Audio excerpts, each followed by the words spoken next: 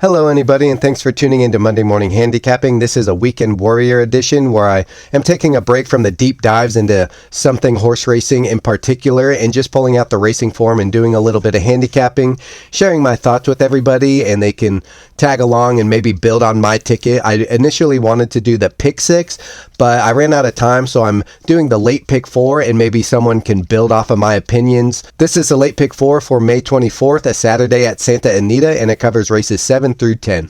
So the first race number 7, 8.5 furlongs. That's a mile and a 16th. If you do the math, a furlong is an eighth of a mile. On the dirt, it's the Malaire Stakes. Some notes about the race. It's a field of 7, so 7 horses in the race. 3 horses with speed, 2 of them stretching out to a new distance and the other seemingly a tad slower. 2 of the speeds stretching out 1-turn race to a 2-turn race have done their best without pressure, which I envision them getting in this race. So they're going to be going a further distance around 2 turns and probably facing more pressure. It's a bit of an ask for some horses trying new things. So I'm going to look for horses that can sit just off the pace and have shown acceleration or at least very mild deceleration in the later stages of their races. That brings me to number 7, Me So Fancy, second choice at 3-1 on the morning line. Is making her dirt debut, so she's been running on the turf.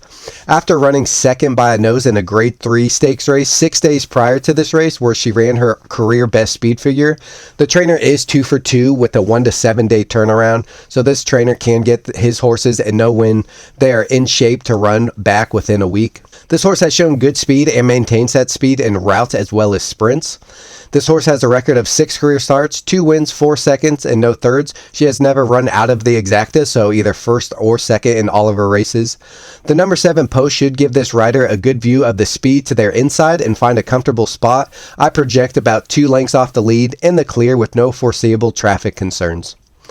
Another runner I'd look at, number 5, Sunset Grazin, the morning line favorite at 5-2. Similar running style as my top pick, maybe a tad bit behind my top pick early, but has yet to win at the SoCal circuit. This horse ran a career best figure last time out, losing by a half length to a horse that my top pick lost by a nose to. So they have comparable abilities, my top pick and this horse. But when you compare the mutual horse that they both ran against, this 5 lost to that horse by a half length, whereas my top pick lost to that same horse only by a nose. Pretty close, but still my top pick performed a little bit better against that mutual horse. This horse does have 2 wins routing on the dirt, but in the NorCal circuit, which is considered a tier below the Southern California circuit, and has at least shown ability to route on the dirt. Race number 8, 8 furlongs, so 1 mile on the turf, the Crystal Water Stakes. Some notes, it's a field of 7 horses. Few real speed horses in here, but number 4, Kings River Knight, 4-5 on the morning line, is one of those horses dead set on the lead. This horse is 4-5 on the morning line, is second off a layoff, and ran the same prep race last year before coming into this race and winning last year. However, this horse is now 7 years old and ran a 91 speed figure in the prep race last year and ran an 83 speed figure in the prep race this year. So working with the premise that this horse may have lost a step, just getting a little bit older, I'm inclined to take others when so much money will be through this horse, and I can see number 1, Stamp My Passport, 15-1 on the morning line, and number 3, Takes 3, 8-1 on the morning line, keeping the pressure on number 4, while number 7, Freeport Joe, 30-1 on the morning line, has been rank in each of his 4 previous starts while sitting mid-pack, and rank just means the horse is not comfortable, is erratic, throwing his head around, maybe fighting with the jockey a little bit while this horse was sitting mid-pack, so maybe this horse just wants to go a little bit faster in the races. So it would appear a change of tactics and letting this horse run faster earlier should be in the cards. That being said, number 2, Coalinga Road, 7-2 on the morning line. While this horse doesn't win often, 34 career starts, 4 wins, 10 seconds, 9 thirds. This horse has been keeping stakes company and is a reliable closer and looks to get a good setup in this race, especially if the main speed is in fact a bit over the hill, as is my estimation, and the 1, 3, and 7 can apply some of that early pressure. This horse gets a new jockey aboard in Rispoli, who's one of the better turf riders on the circuit. I think he can just time this race correctly and get Coalinga Road closing at the right time to get up in contention with those front runners. This is an 8-year-old horse and will be making his 5th start off a 3-month layoff, but figures are consistent, has a solid 4 furlong workout since the last race, so fitness doesn't appear to be an issue with this horse. Some other runners, number 5, Barely Functional, 10-1, not functional, functional. With a similar running style as number 2 Coalinga Road, this horse has run competitive figures on the turf and is only 5 years old, so I feel there may be more left in the tank than some of the older horses. This horse showed good closing kick last time out when breaking from post 11, sitting mid-pack, so post position 5 should give this horse less to do in the early stages of the race other than settle. Breaking from post 11, the jockey has to look to his inside and find a comfortable spot amongst the 10 horses to his inside for this horse to settle and not be too wide around the turns. Breaking from post 5 this time, he can pretty much run almost straight out and find a good spot close to the rail. This horse ran second to number 4 Kings River Knight in this race last year, losing by 1 3/4 lengths after the number 4 was loose on the lead throughout, which I don't picture him having this time. So when a horse is loose on the lead, so on the lead by about a length or more, horses tend to get real comfortable, can relax and save some of that stamina and maintain their speed late in the race. When horses have pressure, they tend to run a little more, I would say maybe erratically, but facing the pressure, they have to keep up with the other horses and not let them pass, and that just drains their stamina a little bit throughout the race. So if Kings River Knight does get some pressure, like I'm hoping and envisioning he does from the 1-3 and maybe the 7, maybe the Kings River Knight will be easier to reel in later in the race as he's getting more tired.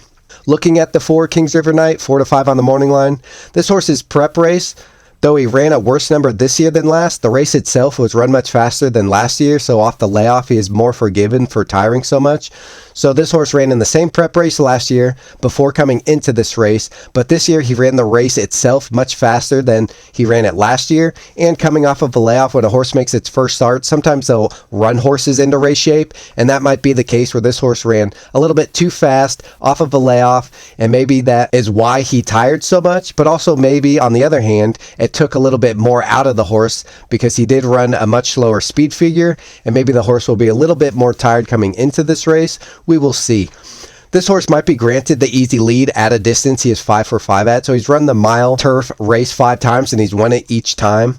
And if the other speed horses in this race know that this horse is really talented, they might not want to compromise their own horse's chances of running a good race and not challenge him for the lead. And if Kings River Knight gets an easy lead, he could be hard to reel in yet again. This horse has 5 straight 5 furlong workouts since last race coming into this race, each getting progressively better, so this horse looks to be fit and has been pointing toward this race all along. Feels like a horse you could easily single and hope for the best and catch a longer shot elsewhere, or be a contrarian and fade completely. In regards to his chances, I wish I knew the planned tactics of number 7 Freeport Joe. I think that will make a big difference in this race, knowing who might challenge this horse early on in the lead, and I think Freeport Joe is a horse that just wants to run faster, so it looks like 3 possible horses to go challenge number 4 for the lead. Race number 9, 6 furlongs on the dirt, optional claimer. Notes, field of 9, decent numbers of horses that will want the lead or be up front, but no standouts in terms of class or speed. Looks to set up for someone that can stay the distance and sit just behind the early front runners. This race feels fairly competitive amongst the lower odds horses. So number 7, Lady Gregory at 7 to 5. This horse is in sharp form with 2 wins and 2 seconds in her last 5 starts. Last race at this level going 6.5 furlongs, so a little bit longer. Had lots of waiting and shifting in and out to close well and miss by a nose. I would recommend everyone go watch the replay. Around the turn, this horse had to sit behind horses, wait for running room. Once it finally got a little bit of running room, it seemed like the jockey was unsure whether to tuck in down toward the rail or go outside. Once the outside opened up for this horse and it got outside, it was closing significantly on the leader, but time ran out and Lady Gregory was unable to pass the horse. It was going to pass the horse within another couple of strides, but just had some trouble, had to wait, and again, shifting in and out. Once it got clear, it accelerated very visually evidently. This is a possible single on my ticket. Number 8, there's a Silver Lining, 5 to 1. Horse is making her 3rd start off a 4-month layoff. Was claimed last time out for $16,000, so people that are better horsemen than me knew that this horse was worth $16,000, has brought it to Southern California and is trying their luck in this race, in a race where the horse can't be claimed. At this distance, this horse has 7 starts, 3 wins and a second, proven at the distance in a field with several front runners that I feel are a bit questionable to fend off the rest of the field at this distance. Is one of the few with wins by stalking close to the early leaders and passing by, and should have a good post position to make out a good trip. Number 1, Sharp Ride, 3-1. Toss out the last race as it was run on turf in a protected spot, unable to be claimed. I just think maybe the trainer wanted to get another run into this horse just to keep it fresh and fit. Horse has back-to-back wins on dirt, including a career best figure last time out on the dirt. Can stalk the pace and pounce against front runners that seem suspect in this race. Will need to work out a clean trip from the rail draw, so this horse is going to be on the inside, will not be on the lead, will be close, but it's going to have horses getting down in front of them, so it's going to have to find a clear path to run through later. At this track, this horse has 6 career starts, 4 wins, no seconds or thirds, and at this distance, it has run this distance 3 times with 2 wins and a second. So the last race of the pick 4, race number 10, 9 furlongs, so a mile and an eighth on the turf, the Snow Chief Stakes. This is a field of 8, lots of speed or forwardly placed horses. 4 of the 8 runners are coming out of sprint races, so 1-turn races into 2-turn races, so trying something new. 3 of the perceived front runners last ran on dirt. No confident singles, but I could see one of these runners jumping up and winning convincingly. Number 2, Style Cat, 5-2 on the morning line, coming off a nice win with a stalking trip on the dirt, going 6.5 furlongs, so 1-turn race on dirt. This horse is in good form. Looks to have some front end targets in here and has a win on turf, which was a sprint race, and a decent run going 8.5 furlongs, so should be able to handle the distance and should handle the turf. The pedigree, the grandsire, so the sire's sire. The sire, of course, is a father, so basically the grandfather on the father's side is a horse named Curlin, who is well known for running distance races, and the dam sire, so the mother's father, the grandfather on the mother's side of this horse, is Kitten's Joy, who's pretty well known for giving off some turf runners. So I think there's a good mix of turf and distance in the breeding. Number 5, Bro, 5-1 on the morning line. Ran a career best figure, first time routing on the turf at this track. The jockey Rispoli is formerly a European rider, so he has lots of turf racing experience. The pedigree, the sire or father of this horse, Nyquist, should ensure some stamina, while the dam sire, the father of the mother of this horse, Johar, won the Grade 1 Breeders' Cup Turf. This horse was a little bit keen in his last race, so I look to see him settle this time around, run a little bit more comfortably throughout the race. Number 7, Got Soul, 8-1 on the morning line. Coming into this race with back-to-back wins routing on the turf at this track. Is versatile. Last 2 wins, one was wire-to-wire as well as from off the pace setters. Was the beneficiary of a perfect rail trip last time out. That could be a knock against this horse because it ran a perfect trip, but also this horse is able to run in tight spaces and show some late kick to at least pass horses later. So take the good with the bad.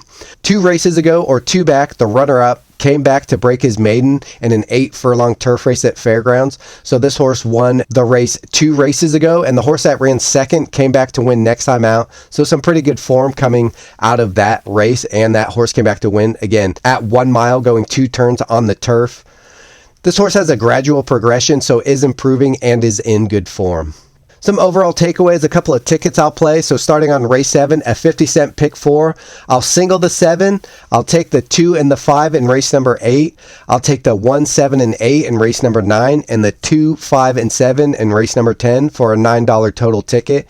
To keep the ticket cheap, and because I want to take a stand against what looks to be the most people single as the number 4 horse in the 8th race, which is the second leg where I'm taking the 2 and the 5. I'm going to single my top selection in the first race and hope to get a bump in payout by not including the 4 to 5 in the second leg and hoping we can get someone else to win that race basically. I'll also consider another pick 4 in race number 7, of course starting in the same race, but with a $1 base instead of that 50-cent base, where I'm singling my first top pick in the first race, race 7, my 7, with that 4 to 5 single in the second race, or the second leg of the pick 4, the 8th race overall. And in the 9th race, the same horses, the 1, 7, and 8, and in the 10th race, the 2, 5, and 7, with a $1 base. This is also a $9 ticket. If we can hit some of the longer shots in the 3rd and 4th leg, and of course my single in the first leg hits, we will at least hit the bet twice for a little extra on the payout should the shorter prices come in for us in the first 2 legs. So that's it for my late pick 4 at Santa Anita on Saturday. Of course, you can build upon it, take some horses you think I made good cases for, and fade some horses you think I didn't make some undeniable cases for. But those are my thoughts. Let me know what you think in the comments, who you think that I'm right on, who you think I'm wrong on, what your ticket might look like, who you might also include, just whatever you think. Feedback is appreciated. Positive, negative, suggestions or recommendations, all welcome. Please like, subscribe, and or share with friends. It really does help just getting the word out and getting more people involved in the sport. I'm trying to get people involved because my target audience is for folks that are relatively new to the sport. Try to explain things simply so that everyone can understand. I don't think people that know a lot about horse racing really need or want my opinion. So for some of the people that are curious about the sport, this channel is kind of dedicated to some of the newcomers to the game. If you do know anyone that is a newcomer or is interested in horse racing, I have a couple of playlists that I think are good starting out playlists for people curious. One is how to read a racing form. I've taken people to the racetrack before, and when I show them the racing form, it looks a little overwhelming and they just defer to me, but a lot of the fun is deciphering the racing form, because a racing form is there to help the player make an informed decision on who they like. But my playlist just breaks down all the components of the racing form, and I just talk about what it's telling you and how you can read it and understand what it's sharing with you. Again, it's there for your benefit. It's a tool to understand where horses are coming from and where they do their best running. So there's that playlist. It's 10 videos, a couple minutes long each, really just simply explain what it's telling you. Another playlist I have is Betting on Horse Racing, where I go over all the bets, talk about what they are, how much they cost, different ticket structures, how much different ticket structures will cost you depending on how you structure the ticket, and some of the things I look for when I'm placing such wagers. So those playlists are just good starting out points for people getting into horse racing for the first time or just overall new to the sport.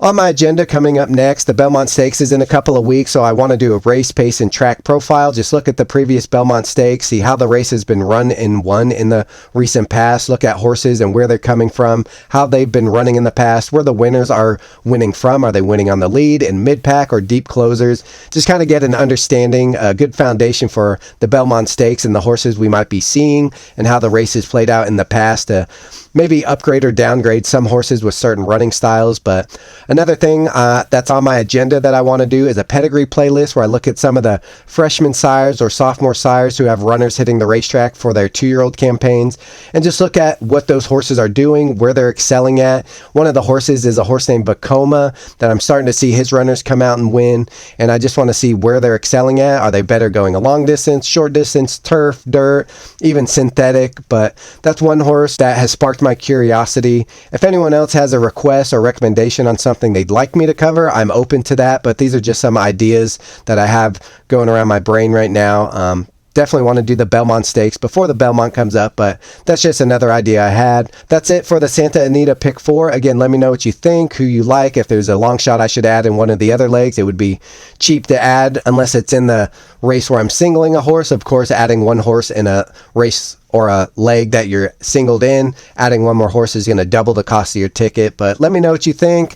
Thanks to everybody for watching. Good luck if you're playing, and I'll see you next time.